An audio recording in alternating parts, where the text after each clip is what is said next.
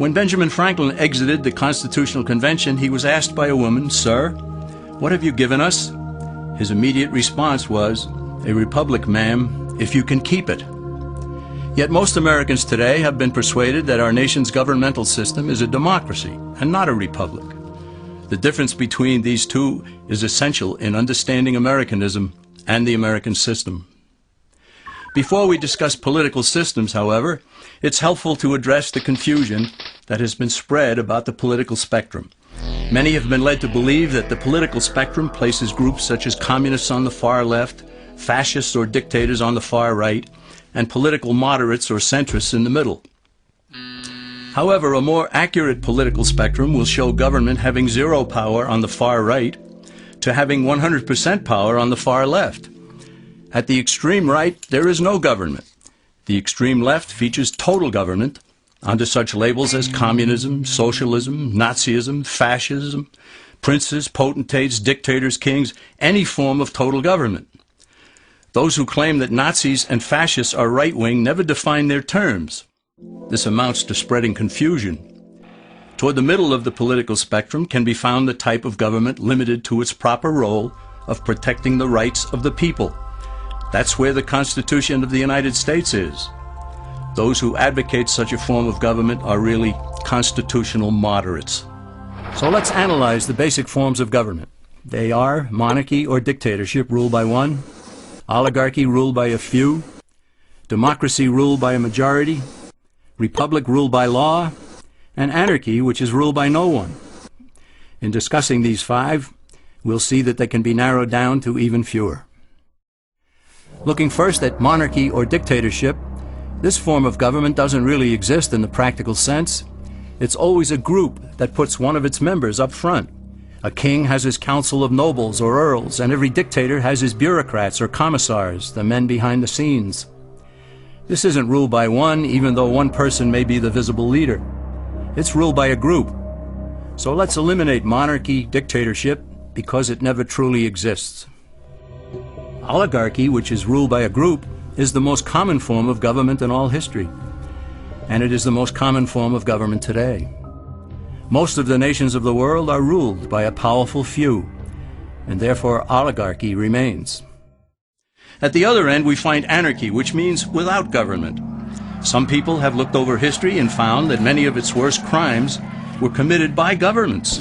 So they decided that having no government might be a good idea. But this is a mistake, because as the ancient Greeks stated, without law there can be no freedom. Our founding fathers agreed and held that some amount of government is a necessary force in any civilized, orderly society. In a state of anarchy, however, everyone has to guard life, liberty, and property, and the lives of family members. Everyone must be armed, and movement is severely restricted because one's property has to be protected at all times. Civilized people have always hired someone to do the guarding, a sheriff, a police force, or some branch of government. Once law enforcement was in place, the people were freer. They could leave their property, work in the fields, and so on. In short, the proper amount of government makes everyone freer. There are some who advocate anarchy, however, not because they want no government, but because they don't like what they have. They use anarchy as a tool for revolutionary change. The condition of anarchy is very much like a vacuum where something rushes in to fill it. These calculating anarchists work to break down the existing government with rioting, killing, looting, and terrorism. Tragically, the people living in such chaos often go to those best able to put an end to it and beg them to take over and restore order. And who is best able to put an end to the chaos? The very people who started it. The anarchists who created the problem then create a government run by them, an oligarchy, where they have total power. This is exactly what happened in Russia that led to Lenin taking total power, and in Germany where Hitler's brown shirts created the chaos that brought him to power. But anarchy isn't a stable form of government. It's a quick transition from something that exists to something desired by the power-hungry.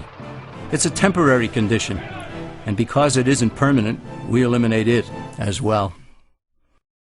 The word democracy comes from two Greek words, demos, meaning people, and kratein, meaning to rule.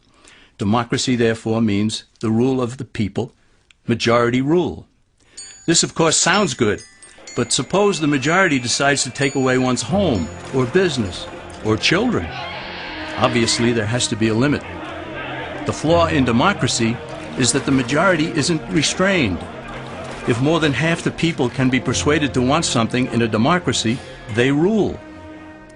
What about republic? Well, that comes from the Latin, res meaning thing, and publica meaning public. It means the public thing, the law.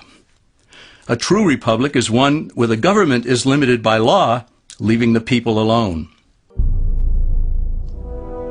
America's founders had a clean slate to write on. They could have set up an oligarchy. In fact, there were some who wanted George Washington to be their king. But the Founding Fathers knew history, and they chose to give us the rule of law in a republic, not the rule of a majority in a democracy. Why? Let's demonstrate the difference in the setting of the Old West. Consider a lynch mob in a democracy. 35 horseback riders chase one lone gunman. They catch him, and they vote 35-1 to hang him. Democracy has triumphed, and there's one less gunman to contend with. Now consider the same scenario in a republic. The 35 horseback riders catch the gunman and vote 35-1 to hang him, but the sheriff arrives, and he says, "You can't kill him. He's got his right to a fair trial." So they take the gunman back to town. A jury of his peers is selected, and they hear the evidence and the defense, and they decide if he shall hang. Does the jury even decide by majority rule? No, it has to be unanimous or he goes free. The rights of the government aren't subject to majority rule but to the law. This is the essence of a republic.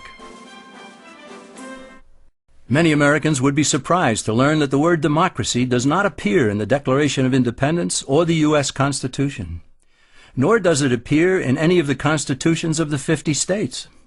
The founders did everything they could to keep us from having a democracy.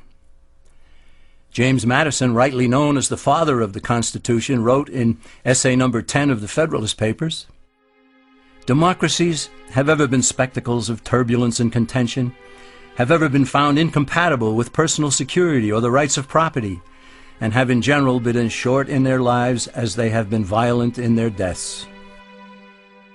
Alexander Hamilton agreed, and he stated, "We are a republican government. Real liberty is never found in despotism or in the extremes of democracy." Samuel Adams, a signer of the Declaration of Independence, stated, "Democracy never lasts long. It soon wastes, exhausts, and murders itself."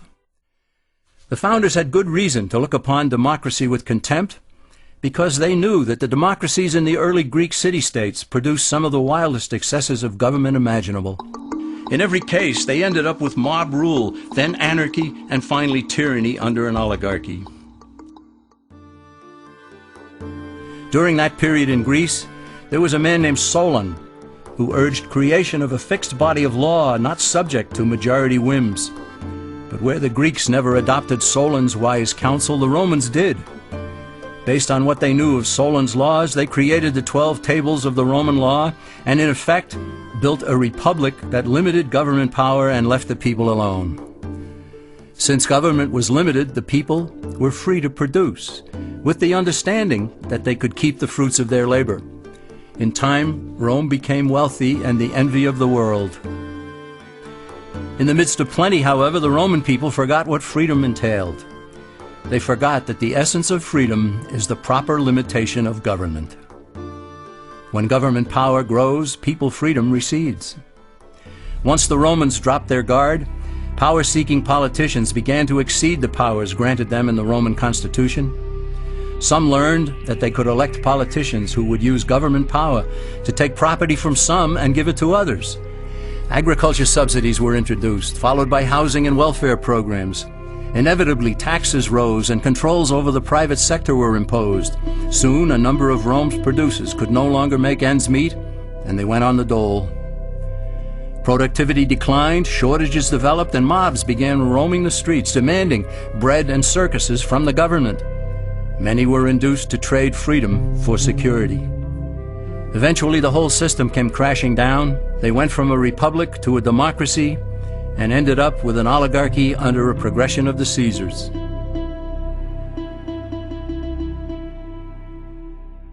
Thus, democracy itself is not a stable form of government. Instead, it is the gradual transition from limited government to the unlimited rule of an oligarchy.